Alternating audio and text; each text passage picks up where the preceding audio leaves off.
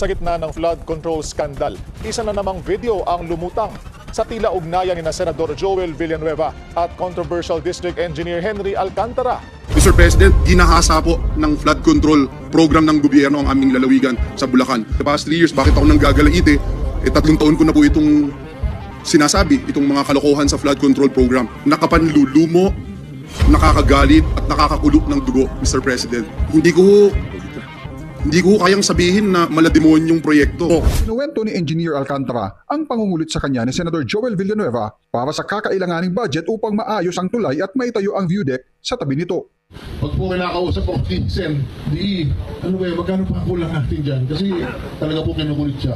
Sa gitna ng gumugulong na issue ng flood control scandal, lumitaw ang isang nakakagulat na video na tila nag-uugnay kay Senador Villanueva at sa controversial na District Engineer ng Bulacan 1st District, si Henry Alcantara.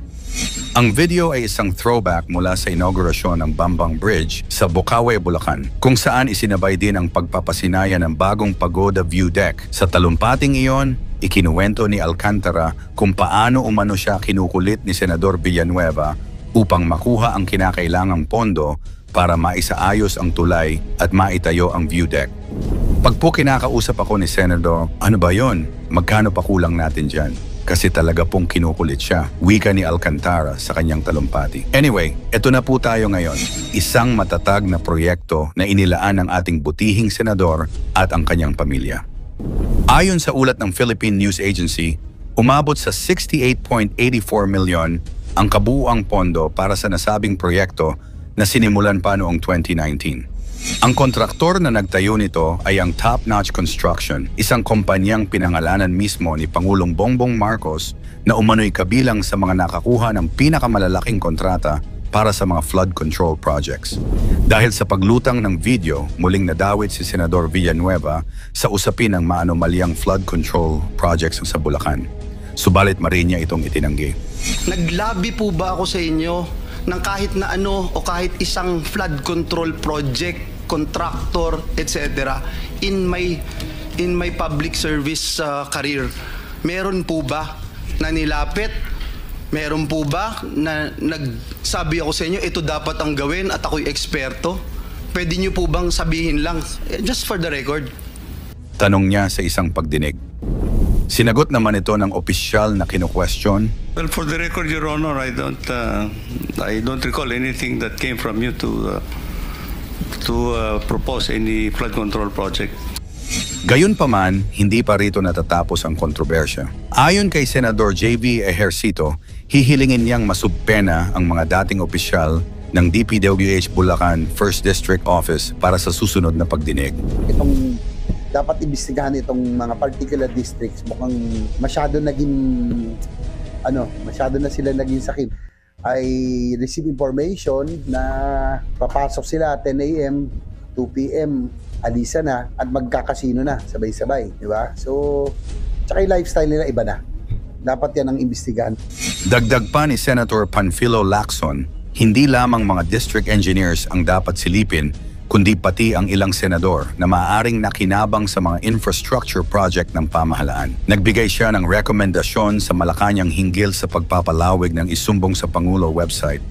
If it's not asking too much, I would like to propose that the Sumbong sa Pangulo website be expanded to cover other infrastructure projects, hindi lang flood control. It will really help a lot because it helped us a lot. Habang patuloy ang mga investigasyon, nananatiling malaking tanong, hanggang saan ang magiging epekto nito sa reputasyon ni Senador Joel Villanueva? Totoo bang wala siyang kinalaman o ito ba'y bahagi lamang ng mas malalim at mas malawak na suliranin sa loob ng DPWH Bulacan 1st District?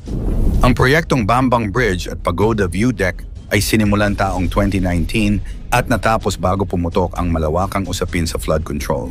Ngunit dahil sa testimonya ni Alcantara at sa pagkakabanggit sa Top Notch Construction, maraming nagtatanong kung paano napili ang kontratistang ito at bakit tila paulit-ulit itong nabibigyan ng malalaking kontrata sa kabila ng mga kontrobersya. Sa ngayon, wala pang malinaw na ebidensya na direktang nag-uugnay kay Senador Villanueva sa maanomalyang flood control fundings. Ngunit sa mundo ng politika, sapat na minsan ang isang video, isang pahayag o isang koneksyon upang magdulot ng matinding pagdududa at pag-usisa ng publiko. Habang lumalalim ang investigasyon, inaasahang marami pang pangalan ang mababanggit, marami pang opisyal ang mapapaimbestigahan, at marahil mas lalawak pa ang mga katanungan. Sino ang tunay na nakinabang? Sino ang dapat managot? At gaano kalalim ang ugat ng korupsyon sa mga proyektong dapat sanay para sa kaligtasan ng bayan? Pinuna ni Abante si Paulo Duterte ang tungkol sa flood control project. Sa gitna ng issue ng flood control projects sa Davao City, si Davao City 1st District Representative Paulo Duterte ay lumutang sa gitna ng kontrobersya. Inalala siya ni Manila Representative Benny Abante, chairperson ng House Committee on Human Rights, na dami raw budget ang napunta sa distrito noong panahon ng administrasyon ng kanyang ama, dating Pangulong Rodrigo Duterte. Mula 2020 hanggang 2022, umabot ang naitalagang pondo sa 51 bilyong pesos to 13.7 bilyong pesos noong 2020, 25 bilyong pesos noong 2021, at 13 bilyong pesos naman noong 2022. At dito pumasok si Abante. Magkano ba yung mga bilyon? Nasaan ang dump para sa flood control? Bakit may baha pa kung naggastos na? Kaya hinamon niya si Acting Mayor Baste Duterte at indirectly si Congressman Paulo na ipakita kung saan ginamit ang pondo. Hindi nag-atubiling sumagot si Congressman Paulo. Aniya, lahat daw ng pondo ay naipatupad ng tama, walang ghost o bagsaksakang proyekto, at bukas ang mga opisyal na datos sa publiko. Inutusan niya ang DPWH District at Regional Offices na ipakita ang opisyal na records kung gustong malaman ni Abante. Hindi na kailangan pang idamay si Mayor Baste. Habang umiikot ang usaping ito, may kabalintunaan. Sa kabila ng milyong-milyong binayaran para sa flood mitigation, ilang bahagi ng Davao City, lalo na noong Agosto, ay tinamaan pa rin ng baha. Mga kalsadang lubog, traffic na lubusang nagulo, mga residente tangke ng tubig sa kanilang bahay. Ito ang nagpapalakas sa tanong ni Representative Terry Ridon. Kung malaking halaga ang naipuhunan, bakit patuloy pa rin ang pagbaha? Totoo ba ang mga proyekto o ghost projects pala? Ayon sa DPWH, patuloy ang proyekto sa Davao River. Sa Barangay Mandog, may 2 flood control projects na halos tapos na. Nagkakahalaga ng 241.25 milyong pesos mula sa 2024 Regular Infrastructure Program. 94% ang natapos sa DDF Village at 87% naman sa Bayanihan Street. At noong Nobyembre 2024, nakumpleto naman ang rehabit ng revetment wall sa Lasang River, may halagang 49 milyong piso. Mayroon ding malalaking infrastructure projects gaya ng Davao City Coastal Road, 33 bilyon, at Davao City Bypass Road, 70.8 bilyon, na maaaring makatulong sa flood resilience at mobility ng lungsod.